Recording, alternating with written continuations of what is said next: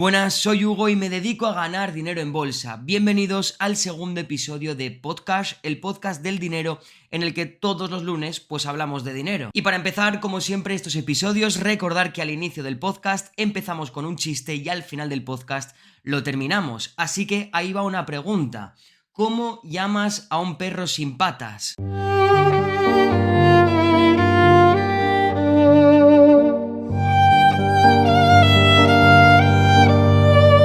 En el podcast de hoy vamos a tratar algunos temas bastante interesantes, unas cuantas noticias que he ido recopilando y también una reflexión que he tenido a lo largo de estos días a raíz de una conversación que tuve con un amigo pues también hace unos días que durante días, perdonad por la redundancia, me ha hecho reflexionar bastante.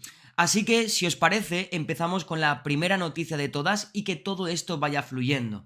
La primera noticia de todas, vamos a empezar fuerte, es que el gobierno de España ha comprado el 10% de Telefónica y se ha convertido en el primer accionista de la compañía, lo que por supuesto eso significa que es el accionista que más poder tiene. Tenemos que ver que esta noticia en las redes sociales ha habido opiniones bastante dispares, ciertas personas que lo han celebrado como si esto fuese algo bueno, y si eres una persona que se dedica a las finanzas o que le interesa las finanzas, el dinero o lo que sea, verá que esto no es una buena noticia. No sé por dónde empezar realmente a hacer mi reflexión al respecto porque hay bastante de lo que hablar respecto a esta noticia. Lo primero de todo ello es que esta inversión del 10% en Telefónica, ¿de dónde viene? No viene del bolsillo del político, obviamente, sino que viene de tu bolsillo, del bolsillo del contribuyente, del bolsillo del ciudadano, del bolsillo de esa persona que paga impuestos, de ti, de mí y de todos nosotros, de tus padres, de tus hijos y de todos nosotros. Proviene esta inversión dentro de Telefónica y, sin embargo, quien va a obtener el beneficio de esta inversión, sea un beneficio a nivel rentabilidad porque la acción crezca de aquí a un largo plazo, o sea un beneficio directo por parte de los dividendos que Telefónica otorga a sus accionistas, pues tú ese beneficio no lo vas a ver. Eso para empezar. Y eso, sinceramente, me parece bastante injusto. Ahora entramos en el tema de por qué esto es una mala noticia. Pero de por sí es bastante injusto porque esta inversión gubernamental dentro de la compañía de Telefónica para convertirse en la entidad con más poder dentro de la compañía es una inversión realizada con el dinero de todos, pero que va a ser un beneficio para ellos, no para nosotros. Telefónica reparte dividendos anuales en 4 trimestres. En este caso, creo que actualmente, de cara al 2024, los dividendos que estaban dando era del 12%, que es una barbaridad, es muchísimo, pero es que tú de esos dividendos no vas a ver nada. Probablemente no he visto cuál ha sido la inversión total, no me he puesto a investigarlo, pero obviamente serán de miles de millones de euros, y si lo tomamos a nivel proporcional entre todos los contribuyentes que somos, lo más probable es que casi 1.000 euros de tus impuestos estén yendo directamente a Telefónica. Si calculamos cuántos dividendos tendrías tú anualmente con una inversión de 1.000 euros en Telefónica, si los dividendos que estaban otorgando actualmente eran en torno a un 11-12% brutos, pues tú estarías recibiendo unos dividendos brutos de unos 110-120 euros anuales, que tampoco es una maravilla, pero es que ahora son dividendos que tú no vas a ver. Son dividendos que el gobierno va a obtener gracias a tu dinero y tú no vas a obtener absolutamente nada. Dejando a un lado la injusticia que puede llegar a ser este movimiento que ha hecho el gobierno, que es un movimiento pues, completamente para el favor del gobierno y en contra del ciudadano, aunque digan lo contrario, porque, insisto, es con tu dinero y tú no vas a ver absolutamente nada. Es como si parte de tus impuestos los habrías destinado a bolsa, pero no los has destinado tú, sino que se lo has cedido al gobierno para que lo hagan ellos y ellos obtengan el beneficio, y ya no solamente el beneficio, el poder dentro de la compañía. Convertirte en un gran accionista, en este caso el mayor accionista de la compañía, significa que tienes poder de decisión, significa que te sientas en la mesa del equipo directivo y tienes poder de decisión y voto. Y eso es algo que, si hablamos en términos de inversión, existen varias cosas. No todas las personas, aunque tengas el capital disponible para invertir y comprar el 10% de Telefónica, la ley a veces no te lo permite, porque pueden existir conflictos de intereses. Pero el gobierno, todo conflicto de intereses, se lo puede saltar. Y obviamente, que el gobierno sea el mayor accionista de una compañía de las más grandes de España y que además es una compañía de telecomunicaciones, que no me digan a mí que ahí no hay conflicto de intereses. Que no me digan a mí que esto no es un movimiento por puro interés político. Porque si indagamos un poco más en este asunto, dentro de Telefónica o dentro de otras grandes empresas como Iberdrola, como Gas Natural, como Endesa, dentro de estas grandes compañías ocurren las puertas giratorias. ¿Qué son las puertas giratorias? Pues cuando un político deja la política y termina en un cargo importante de una gran empresa. Para continuar ahí, ellos no lo dicen, pero de forma indirecta están continuando ahí su carrera política y están haciendo política también dentro. Entonces esto ya no es que sean puertas giratorias, es que aparte de haber puertas giratorias dentro de estas compañías, ahora en este caso hablando de Telefónica, aparte de existir puertas giratorias, ahora son dueños del 10% de esta compañía, de una compañía de telecomunicaciones. No me acuerdo de qué político lo decía, y es muy interesante. Uno de ellos era Pablo Iglesias, que comentaba que él no quería la presidencia, que a él con que le dieses las comunicaciones ya le valía. ¿Por qué?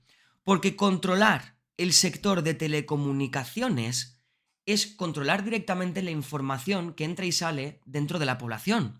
Es controlar directamente la información que tu población va a captar. Si tú controlas la información, dominas, manipulas. Si hay algo más importante que el dinero, es la comunicación. Y es el poder de la comunicación, el poder de la censura dentro de la comunicación. No me acuerdo concretamente qué político lo decía. Hubiese estado bien que os lo pudiese mencionar. Pero que lo sepáis. Por eso, por ejemplo, George Soros o las grandes familias, los Rothschild, los Rockefeller, o los grandes inversores también, Warren Buffett, el difunto Charlie Munger, Bill Gates, grandes inversores que tienen grandísimas posiciones, BlackRock es otra, que tienen grandísimas posiciones en los medios de comunicaciones. Y eso no es porque sea el sector más rentable, ni mucho menos. Lo podéis ver en las gráficas. El sector de telecomunicaciones no es de los más rentables, pero sí es de los más rentables a nivel discurso, a nivel poder, a nivel manipulación. Y yendo un poco más al trasfondo de todo esto, así empezaron los países latinoamericanos con los gobiernos socialistas, progresistas, entre paréntesis comunistas, adquiriendo primero, antes de expropiar por completo, primero iban paulatinamente comprando pequeños fragmentos de compañías grandes privadas locales del país, para luego en un futuro terminar expropiándolas. Otro caso ya es Venezuela, que eso ya es completamente distinto, que ahí iba Hugo Chávez, supongo que habéis visto esos vídeos, iba Hugo Chávez por la calle diciendo expropiese, expropiese, expropiese, y daba exactamente igual el local que fuese o la empresa que fuese, que automáticamente después de él decir eso, la empresa, el local, lo que sea, ya formaba parte del gobierno venezolano. Pero la forma de hacerlo en esta época moderna o en países que no se autoproclaman como tal comunistas o intermediadores del mercado es hacerlo de una forma paulatina con mini compras poco a poco. Y esto está empezando. Esto está empezando ahora con el gobierno comprando Telefónica y probablemente veamos a lo largo de estos años más mini compras dentro de otras grandes compañías estatales. No me sorprendería ver este tipo de movimientos y esto es directamente el inicio de todo. Por eso, y ahora ya me voy un poco por las ramas, pero es que creo que se puede unir bastante bien y creo que es muy interesante. Por eso hay que estudiar historia. Por eso hay que estudiar sobre todo historia de la economía. y a poder ser historiador de la economía de tus propios países y luego de países a los que tu propio país imite. En este caso, España imita a los países latinos o a los países de la antigua URSS. Los está imitando. Y si lees historia y la estudias, ves cómo hay ciertos pasos que se están llevando a cabo, que ya se han llevado a cabo en un pasado y que no han terminado en un buen cauce. Ni para la población, ni para el futuro del país, ni para el progreso del país, aunque todo este tipo de movimientos venga de la mano de un partido progresista, entre muchas comillas. Porque vamos a hilar esto con otra noticia que os quería comentar. Me encantaría que en los comentarios me dijeseis lo que opináis al respecto de esta compra del gobierno español del 10% de Telefónica. Pero lo que quiero hilar con este tema del gobierno progresista es que de progreso no hay nada. Os digo la noticia. Según el INE, el Instituto Nacional de Estadística de aquí, de España, para que luego me digáis, luego hay gente que es así, ¿de dónde sacas esos datos? ¿Cuáles son tus fuentes? Bueno, pues la fuente es del propio gobierno. Os leo. El paro juvenil en España de 16 a 25 años es del 30% de media. En mujeres del 30,8% y en hombres del 28,9%. ¿Dónde está el progresismo? ¿Dónde está? Y esto realmente me ofende. Me ofende mucho porque sí que es verdad que conozco a un sector de jóvenes que literalmente no quieren trabajar.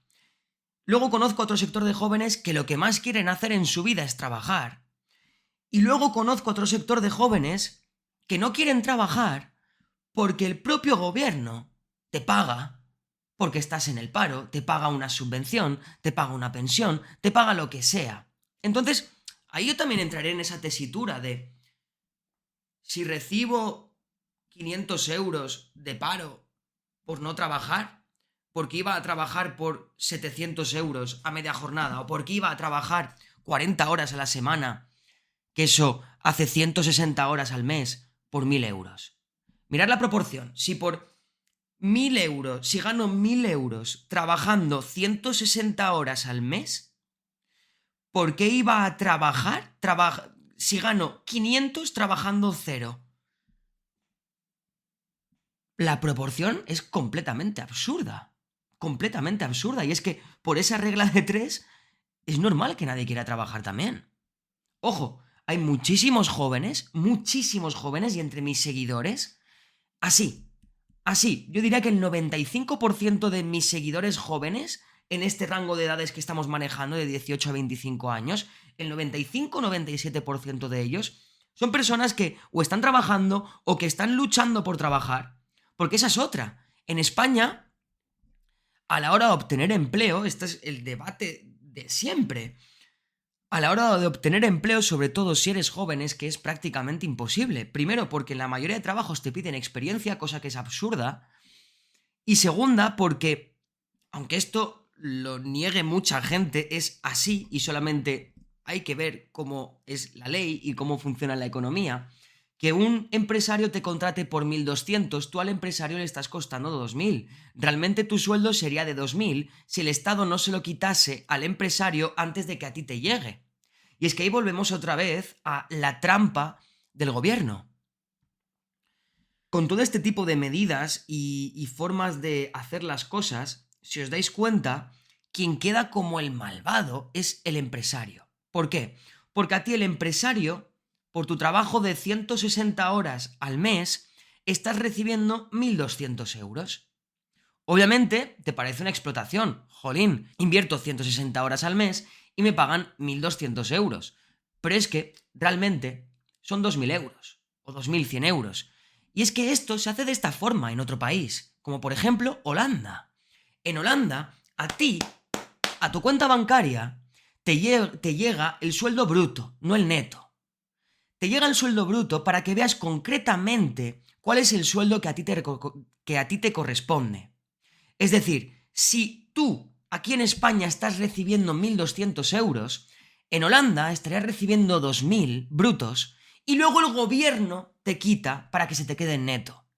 Pero aquí, ¿qué pasa? Aquí tú, al recibir directamente el neto, te piensas que el malo es el empresario que te está pagando de menos, pero porque no estás viendo el intermediario que se está llevando un gran porcentaje. Muy diferente sería la percepción de la población, muy diferente. Si te llegan tus 2.000 euros a la cuenta bancaria y te viene Hacienda y te dice, oye, ahora de estos 2.000 euros me tienes que dar 800. Ahí, ¿tu percepción cuál sería? La percepción de muchísima gente, concretamente, volviendo otra vez al progresismo, sobre todo de la gente progresista, es que estoy seguro de que la percepción cambiaría muchísimo, porque incluso el gobierno progresista, esta ideología, el cómo se vende bajo la premisa de que el empresario es el malvado y que hay que subir el salario mínimo porque el empresario es malvado y no le llega el dinero suficiente a la población por trabajar muchas horas. Pero es que, si lo vemos de la otra forma de que el empresario por ti está pagando 2.100 euros y te llegan 1.200 porque los otros 800, 900 euros se los queda el gobierno, ahí la historia cambia. Y cambia muchísimo. Y la percepción cambia mucho. Pero claro, eso no es conveniente. Eso no es conveniente. ¿Por qué? Porque el victimismo da votos. El victimismo da votos. Y el ser el líder de las víctimas da más votos aún. Muchos más votos. Porque lo que necesita mucha gente es un líder. Es algo en lo que creer. Y a poder ser algo que te guíe. Estoy completamente seguro de que si aquí en España fuese igual que en países como en Holanda, que a ti te llega el sueldo bruto y a final de mes te lo quita el gobierno, o a final de mes, o trimestralmente, o anualmente, eso lo decides tú, para que luego el gobierno te quite lo correspondiente y se te queda a ti el neto, es que estoy seguro de que eso, aparte de que a las personas tendrían una visión completamente diferente del empresario, pero completamente diferente, eso fomenta la libertad, si os dais cuenta. ¿Por qué? Porque no existe libertad en el momento en el que te piensas que el malo es aquel para el que estás trabajando. Porque si piensas de verdad, de corazón, que el malo es aquel para el que estás trabajando, te sientes esclavizado por el que te está dando trabajo. Y te sientes liberado por el que te está intentando salvar, que en este caso es el gobierno. Pero de la otra forma, si a ti el empresario te da el bruto y luego el gobierno te quita,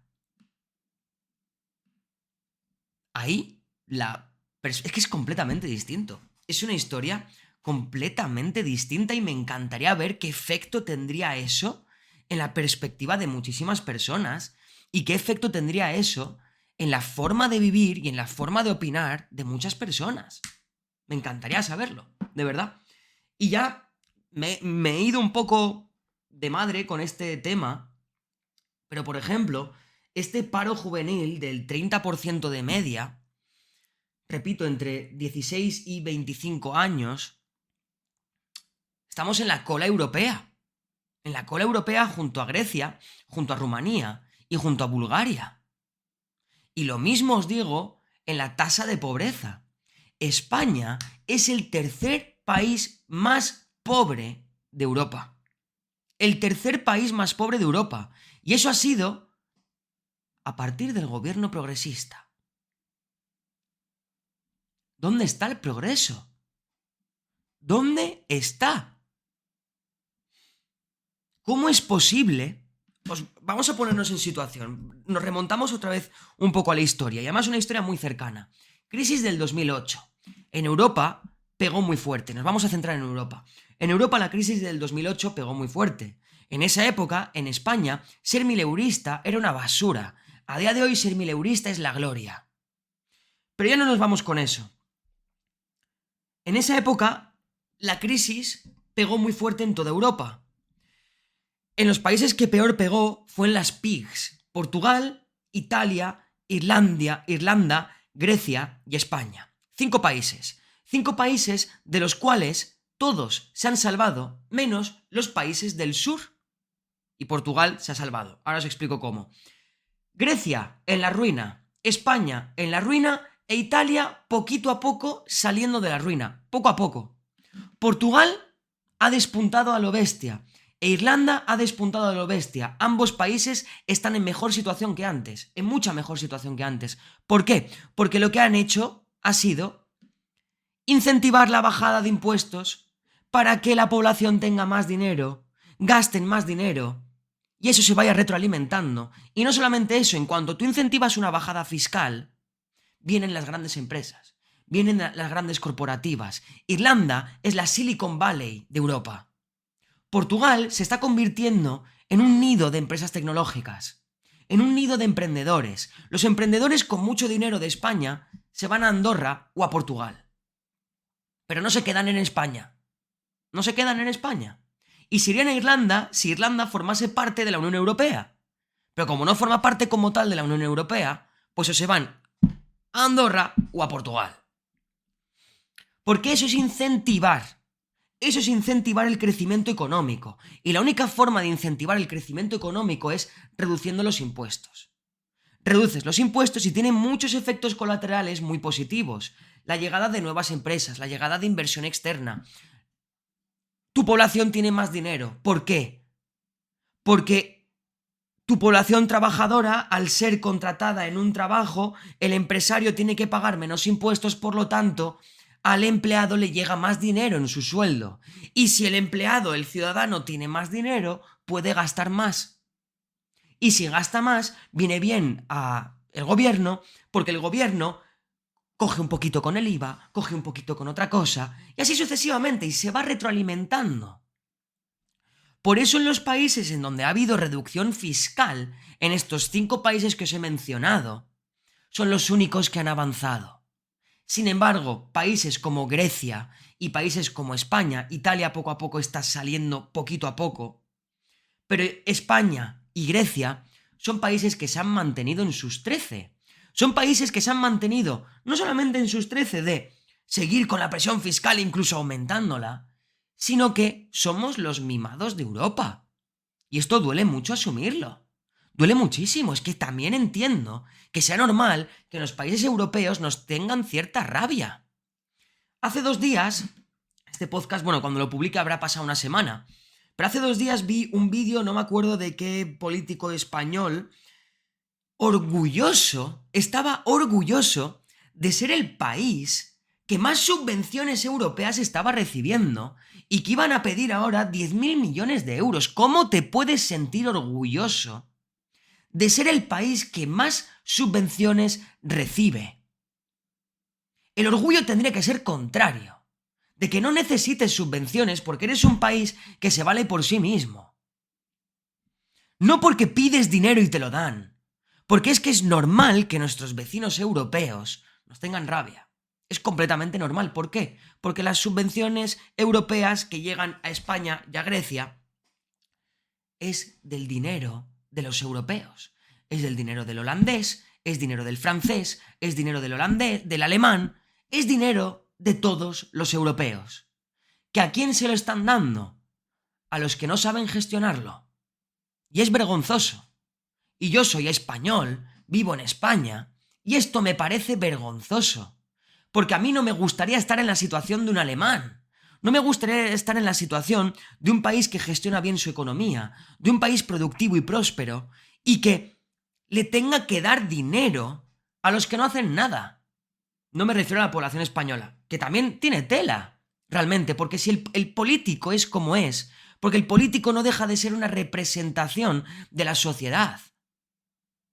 Y si un político como los que tenemos, no me refiero ya solamente a los que gobiernan, sino a todos, porque no se salva casi ninguno, o ninguno. Es una representación directa de la población. Y eso es muy pobre, es extremadamente pobre y penoso. Solamente hace falta ver cómo dialogan en el Congreso de los Diputados, que parece literalmente una conversación de bar. ¿Por qué? Porque España es el país que más bares tiene por habitante en toda Europa. Entonces, si la población pasa su vida en el bar, el político va a ser una representación culta del bar. Y da pena, y da lástima, mucha lástima. Pero es que también es responsabilidad nuestra la calidad de políticos que tenemos en todos los bandos. Es que también es plena responsabilidad nuestra, que no estamos cogiendo. Y es una pena, es una pena. Y para hacer un símil a toda esta situación que está pasando en Europa, con países como España y con países como Grecia, me recuerda muchísimo a los trabajos grupales, cuando iba a bachillerato o al instituto o en el colegio. Esto lo habéis vivido todos, estoy seguro. Trabajo grupal, me da exactamente igual de qué asignatura. Trabajo grupal en la que la nota es colectiva. Siempre hay uno o dos que lo hacen todo. Y el resto no hace una mierda. ¿Y qué pasa? Maman todos. Si es un 10, se lo llevan todos. Si es un 0, se lo llevan todos. Pagan justos por pecadores. Aquí, otra vez, lo mismo. Qué injusto es que se dé bonificaciones, que se dé subvenciones a quien lo hace mal. No le estás haciendo ningún favor. Ninguno. ¿Qué pasará si es que en algún momento sucede cuando Europa corte el grifo? ¿Qué va a pasar?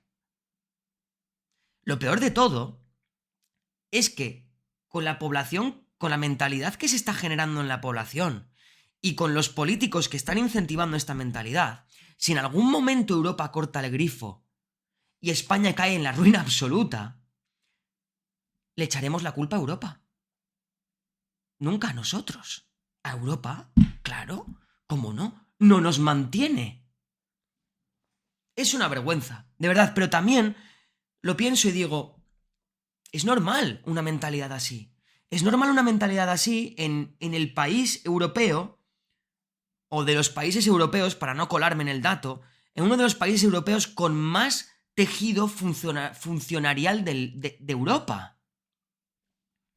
La mayoría de empleados que hay en España son funcionarios.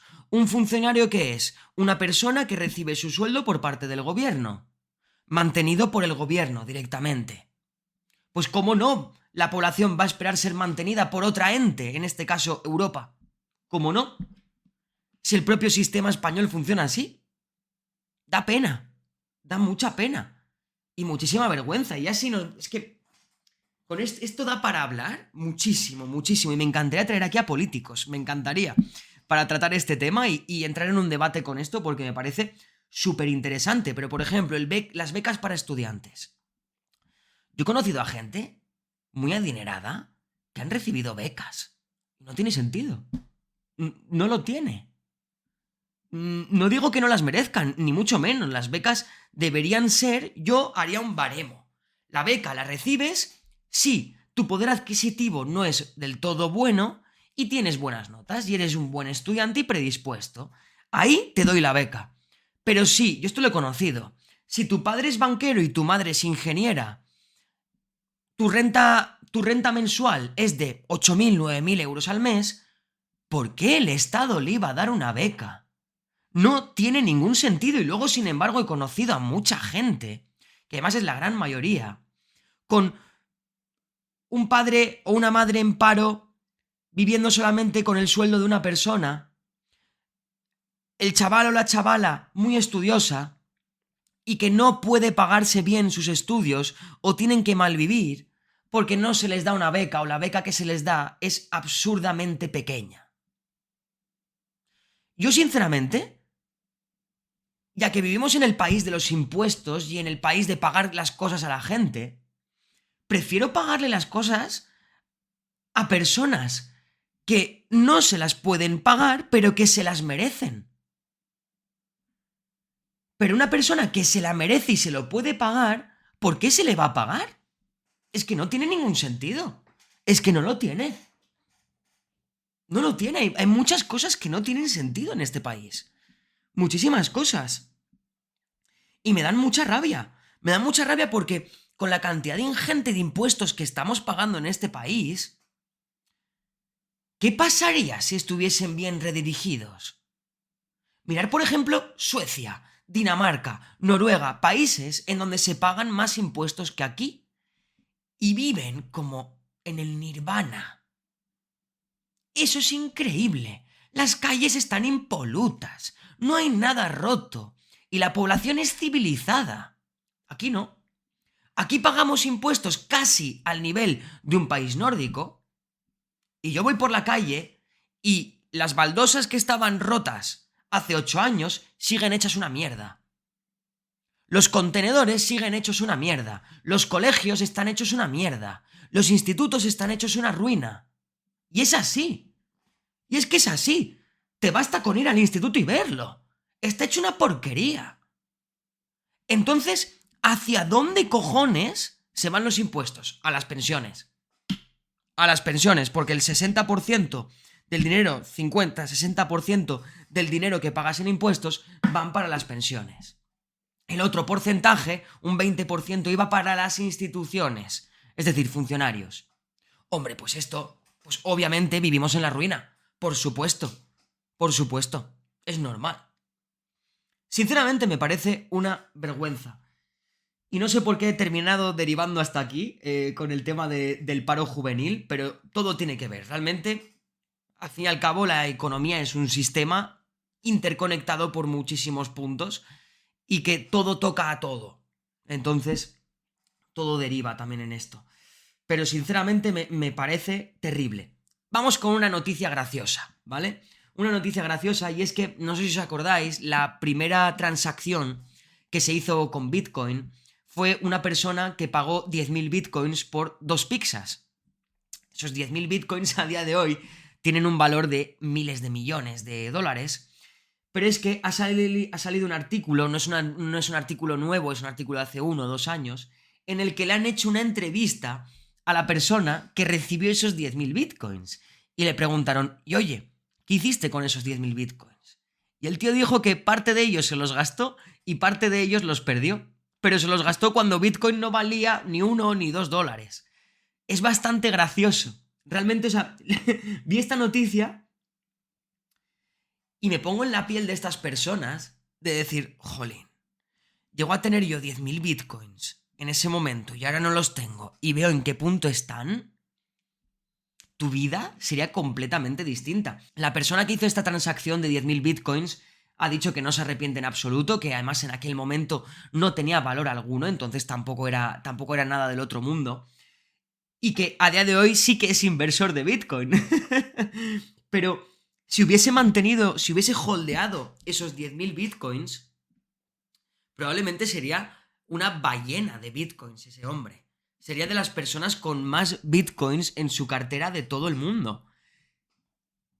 Y es bastante curioso cómo sí que es verdad que en aquel entonces tener nociones de que Bitcoin podría llegar a algo grande, esas nociones y ese conocimiento lo tenía muy poca gente, porque además en aquel momento Bitcoin costaba 30 centavos, 20 centavos. Entonces esperar, tener en mente que eso va a llegar a 60.000 dólares al cabo de los años era bastante utópico.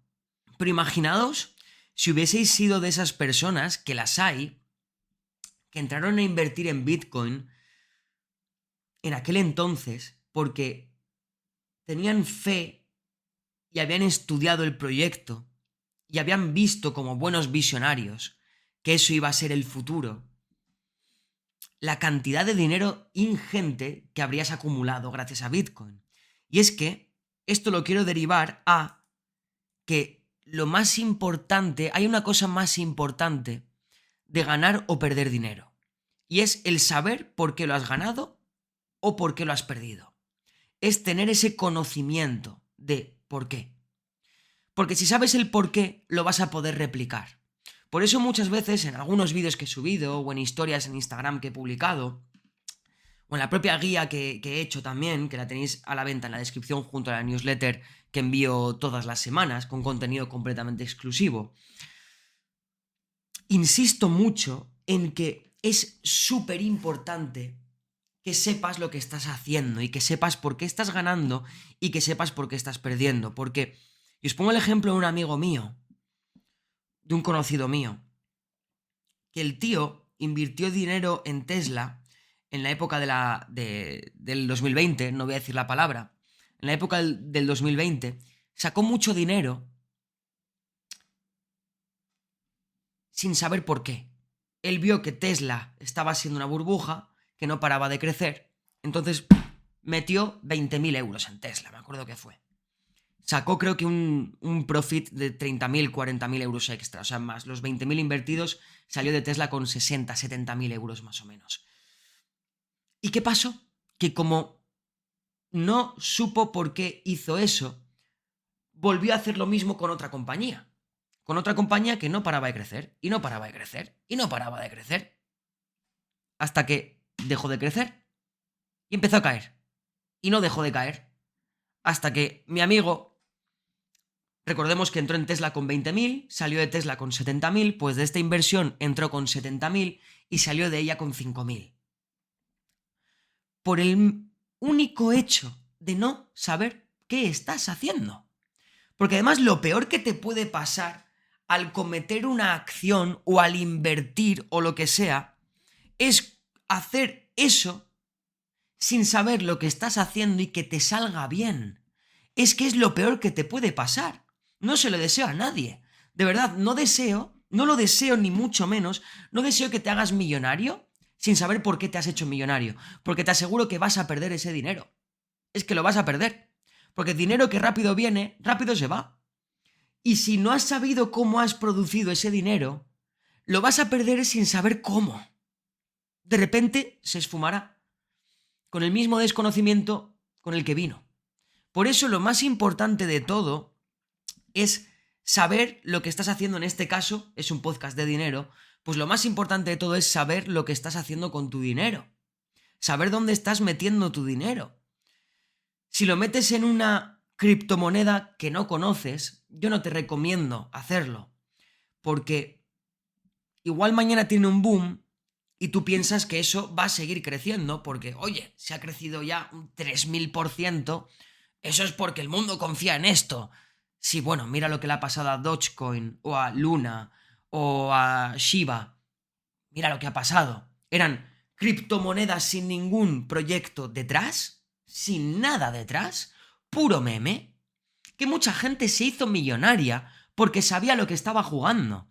Si tú eso te lo tomas y sabes que eso es una burbuja, que eso es pura especulación y que lo único que vas a aprovechar es la convicción falsa de la población, de la gente que le está ahí metiendo el dinero con una convicción de que eso va a ir a algún lado, esa es una de las formas más fáciles de hacer dinero. Jugar con la ignorancia de muchísimos especuladores, de concretamente el 80-85% de la gente que está en el mercado. Si tú sabes jugar con esa ignorancia, te vas a hacer rico. Es que te vas a hacer rico. George Soros, por ejemplo, lo dijo, y es uno de los grandes referentes en esto. Yo gano dinero por la emoción ajena. Lo decía así más o menos. Cuando el mercado se emociona con un instrumento, yo sé que ese instrumento no va a llegar a ningún lado.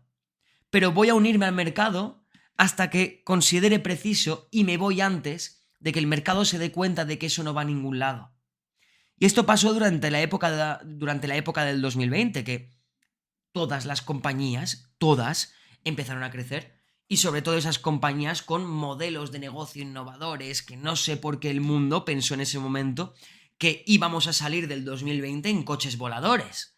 Esa fue la perspectiva de muchísimas personas. De, joder, de aquí salimos, vamos, en cohetes directamente a Marte. ¿Y qué pasó? Pues nada, no pasó absolutamente nada. Todas estas compañías con proyectos innovadores se hincharon. Uno de los claros ejemplos es la inversora Cathie Wood, que Cathie Wood durante la época del 2020 fue considerada la nueva Warren Buffett y la comparaban con Warren Buffett diciendo que había humillado a Warren Buffett. Porque durante la época del 2020 ella creó un fondo de inversión basado únicamente en empresas en burbuja, en empresas innovadoras, en empresas como gusta tanto decir al mercado, empresas disruptivas. ¿Y qué pasó? Pues efectivamente, Cathie Wood durante ese año, su fondo de inversión se multiplicó por 7. Mucha gente se hizo millonaria gracias a Cathie Wood. ¿Pero qué ha pasado ahora? Pues que Cathie Wood creo que ha tenido que cerrar el fondo. ¿Por qué? Porque todo aquello en lo que estaba invertido, todo ha caído. En menos de un año cayó un 90% su fondo de inversión.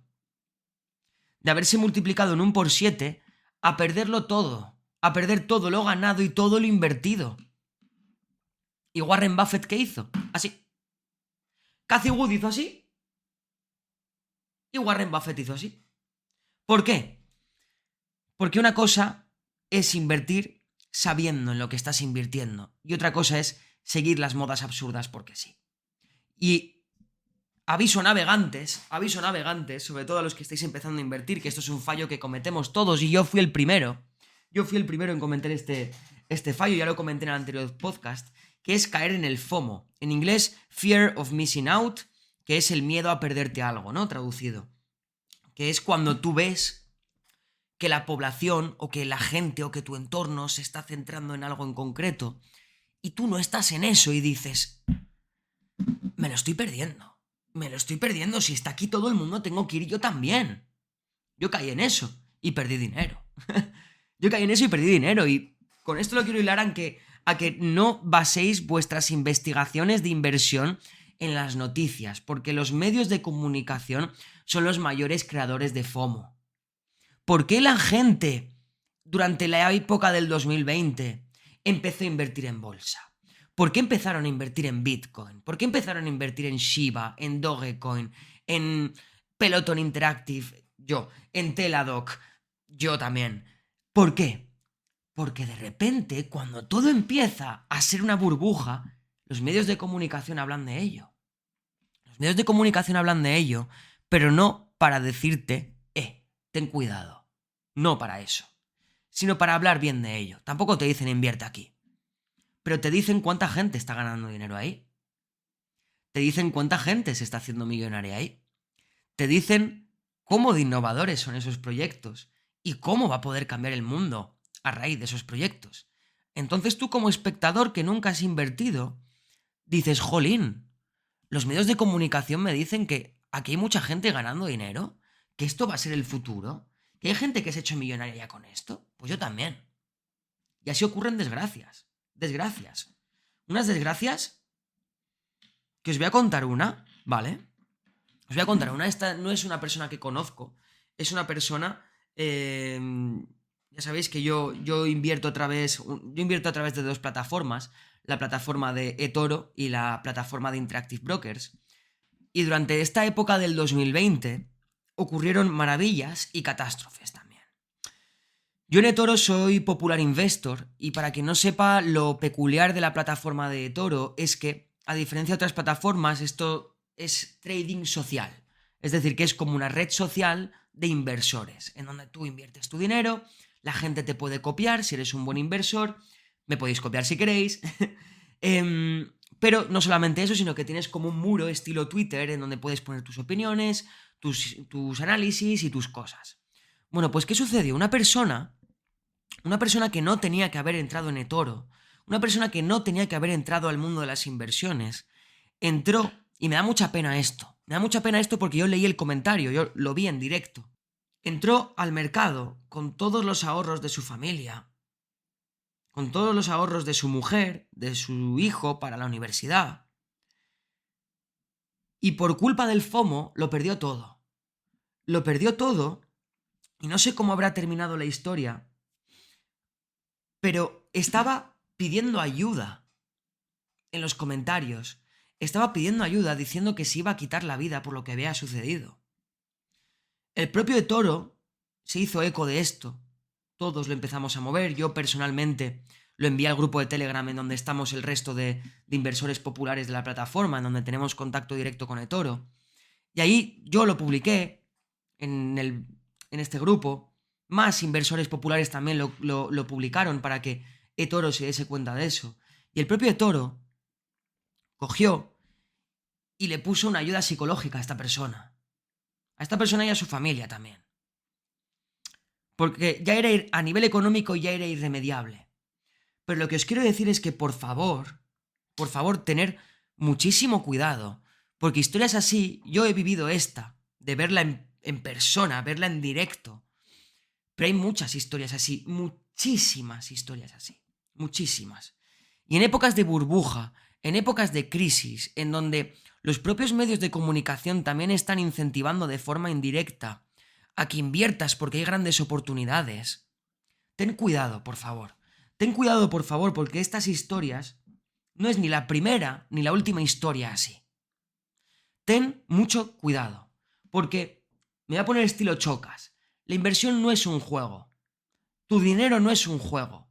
Tu dinero, tus ahorros, el dinero que estás destinando para la universidad de tu hijo, el dinero que estás ahorrando con tu mujer para comprar un coche, para una hipoteca, para irte de viaje, para tener ahorros, lo que sea, os ha costado tiempo conseguirlo. Os ha costado tiempo, esfuerzo y dedicación conseguirlo. Tratarlo bien, tratarlo con cuidado, tener mucho cuidado y responsabilidad con ello, por favor.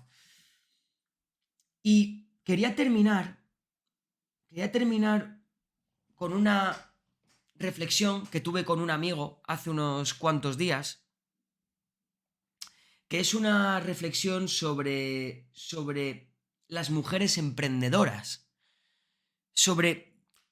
Estábamos revisando, ¿vale? Le enseñé a mi amigo los datos de mis redes sociales, ¿no? Los datos de mi YouTube, de mi Instagram, de mi TikTok, para ver el porcentaje de público que me estaba viendo. Ya sabéis que yo subo contenido con relación a inversiones, con relación a emprendimiento, desarrollo personal más o menos y todo eso. Pues en YouTube el 3% de mi audiencia son mujeres, el 3%. En Instagram el 15%. Tiene bastante que ver, es normal, porque en Instagram hay más usuarias que usuarios. En TikTok era también más o menos del 10-15%. Es claramente una paliza clara por parte de la audiencia masculina frente a la audiencia femenina dentro de este sector. Y mi pregunta es, estuvimos divagando bastante y estuvimos conversando bastante, y si os dais cuenta, hay dos perspectivas. Tenemos la perspectiva de los grandes empresarios y los pequeños empresarios. Vamos a ir primero con los grandes. A nivel grandes empresarios, tú piensas en un referente empresarial y se te vienen a la cabeza hombres. Empresarios hombres. Piensas en millonarios y se te vienen a la cabeza hombres. También hay mujeres, obviamente las hay, por supuesto que las hay, pero más hombres, las cosas como son. Pero luego tú te vas a la calle, y esto lo estuve pensando bastante, y es que luego tú te vas a la calle, y yo diría que es un 50-50 los pequeños negocios que hay. Tú vas por la calle y el pequeño negocio de la esquina de tu casa muy probablemente sea de una mujer, y el que esté enfrente de un hombre. El que está al lado de una mujer. A nivel pequeños negocios, creo que está muy repartido el emprendimiento. Creo que es tranquilamente un 50-50, pero a nivel grandes empresarios, grandes riquezas, ya es más tirando hacia hombres. También tiene que ver, y no hay que olvidarlo, se me crucificará, parte de la población me querrá crucificar por esto, pero existe un gran componente biológico en este aspecto, y por eso hay más hombres millonarios y más hombres en quiebra en la calle, que está el componente biológico de tomar riesgos, que tomar riesgos te puede hacer ganar más o perderlo todo. Y las mujeres no toman esos riesgos que sí que suelen tomar los hombres. Por eso también vemos en las típicas cuentas de memes en las redes sociales de por qué los hombres fallecen antes. Porque toman más riesgos, porque en general somos más arriesgados, lo que también nos puede hacer más tontos. Por eso hay más hombres que mueren antes. Por eso hay más hombres ricos y por eso hay más hombres pobres. Pero eso no quiere decir que el emprendimiento, como se ve en las redes sociales, al menos en los datos, esté tan polarizado, tan a lo bestia. Y luego esto me da bastante a qué pensar, porque, por ejemplo, hacen mucha falta, y es que hacia aquí derivó la conversación que tuve con mi amigo, y es que hace mucha falta más mujeres emprendedoras que quieran tomar riesgos. Hace mucha falta.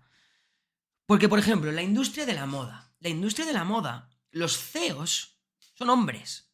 Los grandes diseñadores son hombres. En la industria de la moda, cuando la sensibilidad y el arte y la belleza artística y la disciplina artística van más ligada a la mujer. Pero los grandes diseñadores son hombres. La moda de mujer la llevan los hombres. La hacen los hombres. Yo creo que hay un nicho ahí por explotar, un nicho grandísimo y completamente lucrativo, que una mujer podría aportar infinitamente más que un hombre. Mucho más. Es que estoy seguro, muy seguro, de que una mujer conoce más las necesidades de una mujer, al menos a nivel vestirse, más que un hombre. Es que no me cabe ninguna duda. No me cabe ninguna duda. Yo creo que el hombre conoce más la necesidad de cómo vestir al hombre, de qué necesita un hombre, que una mujer. Pues lo mismo con las mujeres. Pero sin embargo, la moda femenina la ejecutan los hombres. Creo que hay algo ahí que explotar y animo encarecidamente a ver, que cada uno haga lo que le dé la gana, por supuesto. O sea, no estoy diciendo aquí que haya que emprender, ni que sea necesario emprender, ni mucho menos, pero solo quiero decir que hay algo grandísimo por explotar y una necesidad que yo creo que no está siendo cubierta y que en el momento en el que entren más mujeres grandes emprendedoras dentro del sector, por ejemplo, ahora hablando de la moda, yo creo que la moda va a cambiar mucho. De verdad lo creo. Creo que va a cambiar muchísimo. Y es que es sobre todo lo que me chocaba, ¿no? Que la moda es arte, es puro arte realmente. Y el arte y esa apertura al arte, a la sensibilidad, está más de la mano de la mujer, del género femenino. Pero en la moda no. En la moda, quien la lleva son los hombres. Y me parece bastante curioso. Y quería que en los comentarios me pusieseis vuestra opinión al respecto. ¿Qué opináis sobre esto? Porque me parece un tema bastante curioso. Me parece un tema bastante curioso y por cierto, hace poco me vi 2 podcasts, uno de Sergio Beguería y otro de Nude Project, en el que uno, no me acuerdo de los nombres de estas emprendedoras, en el que uno era una mujer que había emprendido una constructora y estaba facturando, creo que eran 180 millones de euros al año, con una constructora, una mujer muy joven. Y es curioso, porque el sector de la construcción sí que es un sector ya no completamente dominado por hombres dentro de las directivas, del equipo directivo, de la organización, de la logística, sino también dentro de los trabajadores. Los propios trabajadores del sector constructor son hombres. Entonces me sorprendió mucho, muchísimo, pero hacia bien, obviamente, ver a una mujer CEO y fundadora de una compañía constructora de edificios. Y luego, en la entrevista a Nude Project, trajeron a una mujer que está facturando 70 millones de euros al año, más o menos, que es una empresa de logística, de enviar y entregar paquetes. Aquí a España, que se está expandiendo a lo bestia, a lo bestia. Y pensé, coño, es otro sector dominado ya no solamente a nivel equipo directivo, sino a nivel trabajadores, es otro sector dominado por hombres, pero sin embargo, el sector de la moda, a nivel consumo y a nivel trabajadores, empleados, hay más mujeres que hombres. Pero está dominado por hombres. Es muy curioso. Es muy curioso. Y esto lo he estado reflexionando mucho estos días, de preguntarme, ¿y por qué? ¿Y por qué? Hay aquí algo grandísimo que explotar. Y que creo que las mujeres en este sector concreto también, y muchos más sectores que ahora no estoy cayendo en cuenta, pero podrían aportar muchísimo más que un hombre, sobre todo en ropa dirigida para la mujer.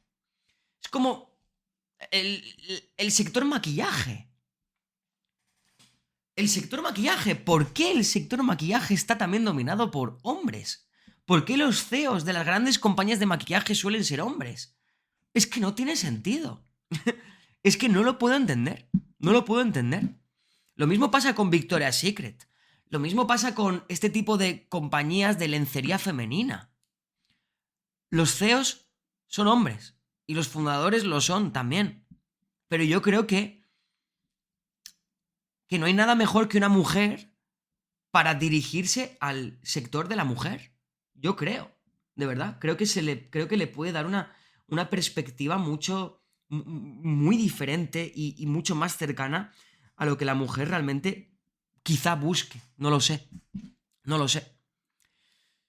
Y con esto quería finalizar dando ánimos a ese 3% de mujeres emprendedoras que me ven aquí en el podcast. Muchos ánimos porque creo que hay mucho recorrido que hacer, muchísimo recorrido que hacer dentro del mundo del emprendimiento para las mujeres. Creo que hay mucho recorrido que explotar, más que del lado de los hombres, mucho más. Y creo que podéis aportar mucho más que un hombre en muchos sectores. Realmente lo creo, de corazón lo creo. Así que finalizamos, ya sabéis con qué, con el chiste. Os recuerdo cómo empezaba el chiste. ¿Cómo llamas a un perro sin patas? En realidad no importa cómo lo llames, no va a venir de todos modos. Nos vemos el próximo lunes, chicos. Hasta la próxima.